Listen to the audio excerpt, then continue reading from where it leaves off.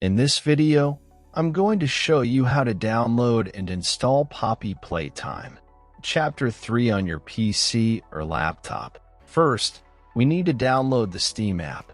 Open your Google Chrome and search for store.steampowered.com.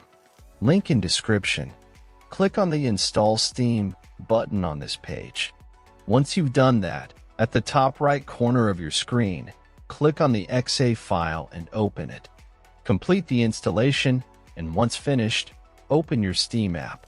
Now, go to Store and click on the search box at the top right-hand corner. Search for Poppy Playtime to download the game. If game is not showing up, check out video and description. Else in drop-down menu click on Poppy Playtime, Chapter 3. Then scroll down until you see Add it to the cart button. Click on it. Now click on Purchase for myself. Set up your payment method, and you're good to go. After completing the purchase, go to your library. You can use the search box to find game you just bought or navigate directly to the games category. Next step I will show on Game I Own. First, click on the game you want to play. Now click Install. Complete installation process.